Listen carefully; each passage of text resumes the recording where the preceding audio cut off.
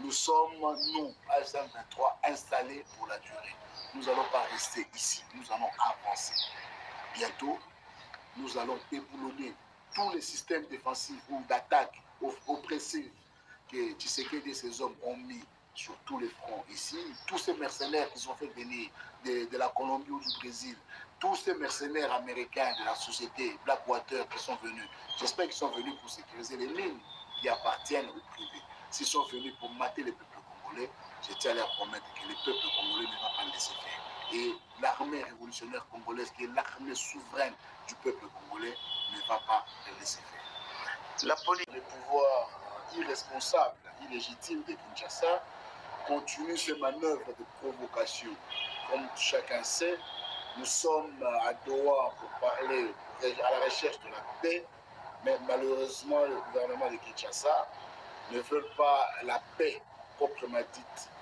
Il continue sa politique de provocation, de haine, de tuerie en subventionnant ces salles besognes à des groupes terroristes tels que les FDLR, pour ce qui nous concerne dans nos zones ici, ou les ADF de l'autre côté à l'Itourie. Déjà, concernant la signature de Washington, ça ne nous concerne pas. Nous sommes à Doha. Et à Doha, il y a eu des mesures pour mettre la confiance, installer la confiance, instaurer la confiance entre nous. Nous avions, nous, de notre côté, respecté les 10 points fondamentaux pour instaurer la confiance. Kinshasa, jusqu'à présent, les 7 points que nous lui avons demandé, qui sont là pour instaurer la confiance, il n'a pas fait.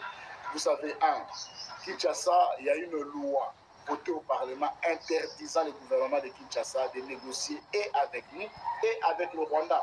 Kinshasa est allé signer les accords avec le Rwanda sans que cette loi soit rectifiée au Parlement. Donc, ce qui veut dire que les accords que Tshisekedi est en train de signer sont nuls et sans impact ou sans légitimité.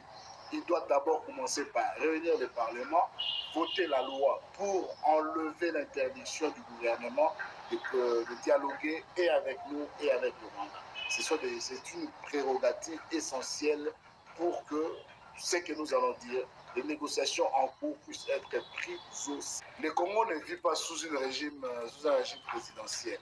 Nous sommes un régime constitutionnel, semi-parlementaire, semi-présidentiel. Et dans ces régimes, il y a des prérogatives pour chacun des institutions, y compris le président de la République. Et dans ces prérogatives, le Parlement a suprématie à ce qui concerne toute ratification de tout traité, accord ou autre signature qui va lier la République démocratique du Congo avec des tiers. Alors le Parlement, dans sa souveraineté, avait pris les mesures d'interdire formellement à l'exécutif toute négociation et avec l'AFC/M23 et avec le Rwanda.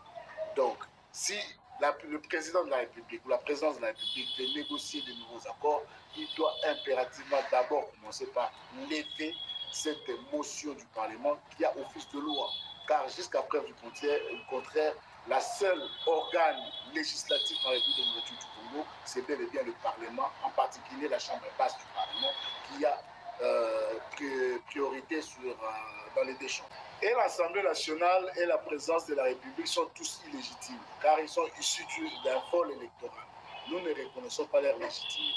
Mais jusqu'à preuve du contraire, la Constitution de 2006 qui régit la République démocratique du Congo a clarifié le rôle d'un chacun. Alors, à chacun de faire son travail. L'Assemblée nationale a voté une loi interdisant au gouvernement de la RDC de dialoguer et avec la FCM23 et avec la République du Rwanda. Donc, avant de faire tout autre pas, le gouvernement doit d'abord revenir vers son Assemblée nationale et faire voter une nouvelle loi qui l'autorise à dialoguer et avec nous et avec le Rwanda. C'est là où on peut être sûr que voilà, les mesures ou les engagements que le gouvernement de la RDC va prendre sera bel et bien respecté. Je ne sais pas si je dois rire ou pleurer de cette question, mais c'est vraiment dommage que tout un peuple, il y a l'aboutissement de tout un peuple. Que les Congolais m'écoutent très bien. Votre mouvement, l'AFC/M23, qui tire sa légitimité de l'article 64 de la Constitution, est un mouvement révolutionnaire. Nous sommes là pour corriger les injustices. Nous sommes là et nous allons y démêler. Jusqu'à ce que le gouvernement illégitime de Kinshasa pliera bagage. Parce que vous savez, il y a beaucoup de causes profondes qui minent la RDC dans l'insécurité. Aujourd'hui, la plupart de ces causes se résument à une seule chose, la légalité ou la légitimité de nos dirigeants. Tshisekedi est non seulement illégitime, mais il est illégal. Vous savez, le 20 décembre 2020, lorsque Tshisekedi a pris l'option de s'asseoir sur ce qui lui donnait la légalité d'être président de la RDC, c'est-à-dire la Cour constitutionnelle, en nommant illégalement les membres de cette Cour, en les faisant prêter serment devant lui, au lieu de prêter serment devant le Congrès, en les faisant prêter serment de fidélité, de loyauté à sa personne, au lieu de le faire prêter serment de fidélité, de loyauté à la République, c'est-à-dire aux lois de la République démocratique du Congo. N'oublie pas qu'il est le magistrat suprême. Il ne faut pas oublier qu'il est le magistrat suprême. Il n'est le magistrat suprême que par la Constitution. Sans cette Constitution, il n'est pas le magistrat suprême. À partir du moment où il a décidé de s'asseoir sur cette Constitution, il arrête d'être le magistrat suprême. Car sa légalité était tirée de cette Constitution. En s'asseyant sur cette Constitution, Tshisekedi a mis un terme à la légalité qui était le sien. Déjà qu'il manquait de la légitimité, puisque vous savez tous qu'il n'a pas été élu, mais nommé comme président de la République, il tirait sa légalité de la Constitution et de l'article 69 de la Constitution. L'article 69 de la Constitution qui dit grosso modo que le président de la République est le garant du bon fonctionnement des institutions, en faisant prêter serment à la Cour constitutionnelle, garant de la légalité constitutionnelle, prêter serment devant le comité directoire de l'UDPS, en chantant l'hymne national de l'UDPS ou l'hymne national du Congo, Tshisekedi a mis un terme à sa légalité. Depuis ces jours-là, jusqu'aujourd'hui, heureux ceux qui sont comme nous, avons proclamé l'article 64 pour mettre un terme à la fourberie des citoyens Tshilombo. Pire encore, cette Cour constitutionnelle a légalisé un coup d'État constitutionnel en changeant la majorité en pleine législature, s'il vous plaît, en pleine législature. Et au lieu de s'arrêter là, cette Cour constitutionnelle a légalisé une CENI mono-ethnique, une CENI monopartisane, où il ne s'est retrouvé que les membres de l'UDPS et ceux de l'Union sacrée. Mais l'homme est... Quel billet venant de pays de l'oncle Sam? Les billets verts. Est-ce que la légitimité est tirée du peuple congolais ou tirée des billets verts de l'oncle Sam? La légitimité, la légalité congolaise est tirée du peuple souverain. L'article 5 de la Constitution. Seul le peuple est souverain. C'est notre peuple, le peuple congolais. Je vous disais ici, la fourberie a tiré en longueur, puisqu'en 2023, vous savez tout ce que cette CENI a posé comme acte électoral. 7 jours d'illégalité où on a bourré les machines à voter dans des maisons des particuliers pour faire élire un président illégitime, pour faire élire des forces un président que les Congolais n'en voulaient pas. Parce que la loi est claire et nette, l'élection commence à 6 h du matin et s'arrête à 20 h. Et à 20 h, le 23 décembre 2023, M. Moïse Katumbi Chapoué a gagné des élections avec plus de 63% de voix. Et la machine IDPS s'est lancée pendant 7 jours et 7 nuits en faisant tourner la machine à voter dans des maisons des gens, à la CENI, partout dans les bureaux de l'ANR, dans les casernes militaires, pour balancer le pourcentage électoral et donner un facto 73% aux citoyens Tshilombo. Un vol électoral qui est inacceptable. Et depuis ces jours-là, beaucoup de Congolais ont rejoint notre lutte. Nous qui avons commencé depuis bien avant, je vous ai dit, depuis le 20 décembre 2020, nous avions déjà évoqué l'article 64 de la Constitution pour parer la route à Tshisekedi et à toute sa troupe. Eux qui voulaient mettre la République à genoux, nous leur promettons que c'est la République qui la mettra à genoux. Lui barrer la route et péter. C'est parce qu'il a déboulonné, mais en tout cas, ce qui est sûr, c'est qu'il a violé la Constitution. Et nous ne défendons pas un système, nous ne défendons rien, nous ne défendons que la Constitution. Vous savez, cette Constitution est le prix d'un consensus général. Cette Constitution a mis un terme aux hommes forts en République démocratique du Congo. Pour créer un État fort, il faut mettre un terme aux hommes forts. C'est ce que cette Constitution a mis en place, des institutions. ces institutions qui ont légitimé, je vous ai dit ici, sans cette constitution, Tshisekedi ne sera pas président de la République. Tshisekedi n'a pas fait un coup d'État pour être président de la République. Il a été nommé par cette constitution. C'est grâce à cette constitution qu'il y a eu une remise et reprise pacifique et civilisée du pouvoir. C'est cette constitution qui garantit le bon fonctionnement des institutions. C'est cette constitution qui sécurise le peuple. C'est cette constitution qui est le garant de tout. À partir du moment où Tshisekedi s'assoit sur cette constitution, je vous ai dit, il n'a ni légitimité ni légalité. Nous sommes aujourd'hui esclavagisés volontaires. Nous sommes des esclaves volontaires. Nous avons accepté de nous plier aux bons et vouloirs du citoyen Tshilombo et de sa clique. Citoyen Tshilombo nous a offert un cadeau aux Américains et au Rwanda. Je tiens à dire au peuple... Le cadeau au Rwanda aussi? L'accord est avec le Rwanda. L'accord n'est pas avec les États-Unis. L'accord est entre Kinshasa et Kigali. Il a fait ça au Rwanda, sous la bonne supervision des États-Unis d'Amérique. Mais ce n'est pas un problème. Nous sommes des gens qui honorent nous honorons nos engagements. Même si cet engagement, ce n'est pas nous qui avons pris, nous sommes ici pour rassurer les partenaires de cet accord de Washington que la RDC, que nous allons diriger bientôt, va honorer ses engagements. Nous assurons les partenaires de cet accord que l'AFC M23 ne va pas revenir sur ces accords. Mais nous les rassurons que Tshisekedi ne sera pas là pour jouir de cette offrande qu'il a fait aux autres, au lieu de le faire au peuple. Et moi, je m'habille encore en treillis. Le peuple peut me regarder aujourd'hui, je suis en costume. Ce qui veut dire que je suis bel et bien installé. Nous sommes, nous, AFC M23, installés pour la durée. Nous n'allons pas rester ici, nous allons avancer. Bientôt, nous allons déboulonner tous les systèmes défensifs ou d'attaque oppressifs que Tshisekedi et ses hommes ont mis sur tous les fronts ici. Tous ces mercenaires qui sont fait venir de la Colombie ou du Brésil, tous ces mercenaires américains de la société Blackwater qui sont venus, j'espère qu'ils sont venus pour sécuriser les mines qui appartiennent au privé. S'ils sont venus pour mater le peuple congolais, je tiens à leur promettre que le peuple congolais ne va pas le laisser faire. Et l'armée révolutionnaire congolaise, qui est l'armée souveraine du peuple congolais, ne va pas le laisser faire. La politique. Parlons du sport assez régulièrement parce que vous savez, on dit, il y a un proverbe français qui dit un esprit sain dans un corps sain. Si tu veux avoir des citoyens sains d'esprit, il faudrait soigner leur corps. Et le sport, c'est ce qui soigne en premier. Et si tu ne veux pas tomber malade, il faut faire du sport.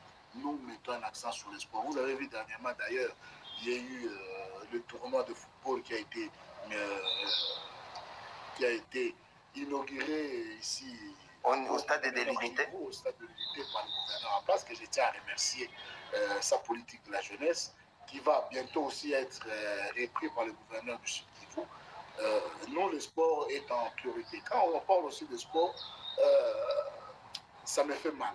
J'ai envie de pleurer, moi, mes scènes sportives que je suis, de voir comment le championnat congolais est abandonné, est mort, comment la Coupe du Congo, que la finale ne se joue toujours pas jusqu'à présent parce que la cagnotte n'est toujours pas suffisante, de voir que le gouvernement de la RDC a préféré faire cadeau de plus de 45 millions de dollars à des clubs européens au lieu de soutenir le sport local ici en RDC, ça me fait mal. Voilà une des autres raisons qui nous poussent, nous autres ici, à être radical, que Tshisekedi et sa clique et ses claques doivent plier bagage et partir. Parce que le peuple congolais en a marre. Mais les combien de Congolais ou combien de fans, je dirais même, parlons de fans de Monaco, viennent assister à l'entraînement de Monaco? Tu as déjà été au terrain d'entraînement de l'AS Monaco. Combien de gens viennent? Combien de gens viendront voir cette visibilité? C'est une arnaque à ciel ouvert. Et arnaquer un pays aussi pauvre que nous, c'est une honte pour la principauté de Monaco. Je connais le prince Albert de Monaco, qui aujourd'hui est devenu le prince régnant. Le prince Albert, qui est un athlète, un sportif de très haut niveau, un amateur de sport, un pratiquant de sport, un amoureux de sport de haut niveau, ça m'étonne que le prince puisse accepter une telle fourberie, une telle escroquerie au nom de l'AS Monaco, qui est quand même noble. Le nom de Monaco est quand même assez noble. comment le prince a accepté de se faire salir à ce point. Parce que le nom de Monaco en RDC va être désormais associé à une escroquerie à grande échelle. Monaco veut dire escroquerie. Et déjà, vous parlez de la visibilité, c'est une visibilité en mal. Est-ce qu'on veut se faire visible en mal? Pendant l'entraînement.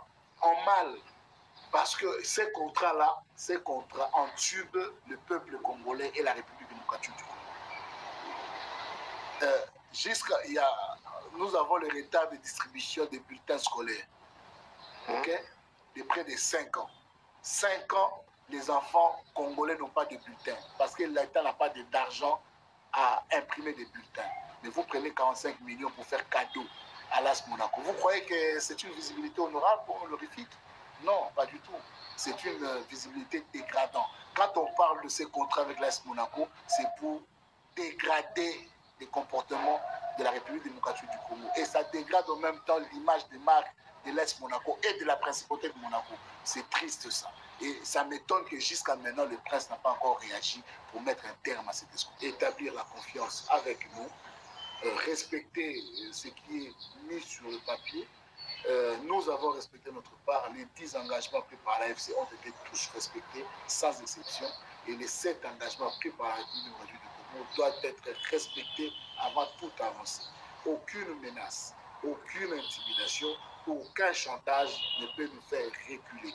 La défense de l'unité de la nation est notre priorité. La défense et la sécurisation de notre peuple est notre priorité. Vous savez ce qui se passe dans le plain de Fizi, de Mwenga et la Russie et de la Russie, il y a des tueries en masse. Il y a une extermination de tout un peuple pour les délits des facettes. Nos frères Banyamulenge sont en train de se faire massacrer. Massacrer et en masse. Pour seule accusation, ils soutiennent l'AFC. Ils sont les partis politiques touranais qui fait partie de l'AFC. Les partis politiques touranais n'est pas représentatif de tous les Banyamulenge. C'est représentatif d'une partie des Banyamulenge. Vous ne pouvez pas massacrer un peuple en masse parce qu'il y a une partie d'entre eux ont choisi de se libérer, évoquant l'article 64 de la Constitution. Vous savez, ce qui est bien avec notre Constitution, c'est que l'article 64 nous dit que nous devons barrer la route à Tshisekedi et ses hommes. Mais il ne nous dit pas comment barrer la route à Tshisekedi et ses hommes. Ceux qui ont pris la largesse de manifester pacifiquement. Vous savez comment ils sont finis? Tu étais ici à Goma, 2023, octobre 2023. Les adeptes de la secte Ouazalé avaient-ils pris les armes contre la République? Ils priaient. Ils priaient. Ils ont été massacrés par la garde présidentielle. Et vous savez ce que dit l'article 13? Mais le gouverneur militaire a été sanctionné aussi. Non, ce n'est pas le gouverneur militaire qui a été sanctionné. L'article 13, l'article 10, pardon, de l'ordonnance numéro 0013 de 2013 portant fonctionnement et organisation de la garde républicaine est clair en matière des opérations de la garde républicaine. L'autorité, l'unique autorité opérationnelle de la garde républicaine, c'est le président de la République. Personne d'autre. Pour que la garde républicaine vienne à cet endroit, pour que la garde républicaine puisse désarmer la police qui était à cet endroit, pour que la garde républicaine puisse ouvrir le feu, ils ont reçu l'ordre du commandant suprême des forces armées de la République démocratique. Félix Antoine Tshisekedi Tshilombo. C'est lui qui aurait dû être au banc des accusés. Comme eux qui priaient seulement pour dénoncer ont été massacrés. Voulez-vous que nous aussi on se fasse massacrer? Simplement, non. Nous prenons des armes. Parce que le pouvoir en place n'écoute que la voix des armes, la voix de la violence. Et nous sommes prêts à nous rendre, à parler le même langage que eux. Malheureusement pour eux, nous parlons ce langage mieux que eux. À cette matière, nous allons gagner cette bataille. Nous allons gagner la guerre. Ils ne sauront pas faire face à la guerre. Que Tshisekedi veut la paix. Il est le garant du bon fonctionnement des institutions. Il est le garant de la nation, comme il dit, qui peut que moi garder de la nation, du garant de la nation. vous êtes les garants. La nation, c'est d'abord la sécurisation du peuple, de vos concitoyens. La nation, c'est cette société, c'est ces entreprises, c'est ces commerces, ces banques que vous avez fermées, ces peuples que vous privez de leurs revenus. D'ailleurs, je vais adresser un mot aux techniciens de la Banque centrale du Congo. Je leur dis merci de nous avoir mis à l'épreuve en fermant les banques.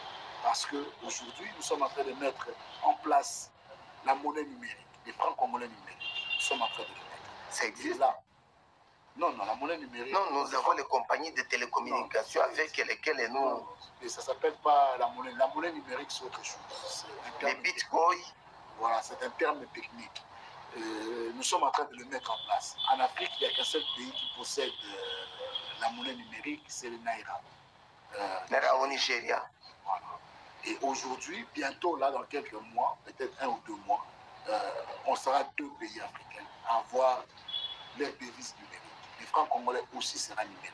Et ça serait merci aux techniciens de la Banque centrale du Congo qui nous ont privés de la monnaie fiduciaire, qui nous ont obligés de réfléchir à comment résoudre ce problème bancaire. Mais je regrette pour les banques traditionnelles, ces banques qui depuis très longtemps sont en République démocratique du Congo, comme la Raobank, qui perdra sa licence parce qu'il a soutenu, il a suivi Tshisekedi dans son délire de priver tout un peuple, 13 millions de personnes de leur épargne. C'est un crime impardonnable. Et l'FCM23, nous n'allons pas pardonner ce crime. Henri Magie, bon nombre écoutez le nom de Henri Magie, parle de vous. Qui êtes-vous? Henri Magie est un combattant de la liberté. J'ai sacrifié ma vie. Ça fait 29 ans aujourd'hui que je suis en politique. Depuis Paris, où j'ai grandi, j'ai quitté Paris pour revenir au Congo, pour me battre, pour libérer mon pays d'abord, de la colonisation, parce que la colonisation ne s'est pas arrêtée en 1960, elle continue jusqu'aujourd'hui. Voilà les actes que pose Tshisekedi chaque jour, ce sont des actes d'un peuple colonisé. Je me bats au-delà du Congo pour toute l'Afrique aussi. L'Afrique a besoin de la liberté. Et je n'hésite pas sur les moyens. Je me sacrifie, je me donne moi encore âme pour cette lutte que j'espère être noble. Et je ne veux pas être jugé aujourd'hui, que l'histoire me juge pour les actes que j'ai pu poser au nom de la liberté et au nom de la libération du peuple. Vous ne faites pas partie parmi les condamnés à mort ou les autres wanted recherchés? J'ai fait partie des 26 condamnés à mort par Kinshasa. J'ai fait partie des 9 sanctionnés par l'Union européenne et le Trésor américain. Je suis au cœur de ces sanctions, je les assume et je suis fier d'avoir été sanctionné et par l'Union européenne et par le Trésor américain. Je suis fier d'avoir été condamné à mort pour avoir exprimé haut et fort mes convictions, que celui d'un peuple libre. Je veux que les Congolais soient comme moi, un peuple libre. Je rappelle que nous sommes vendredi 18 juillet 2025.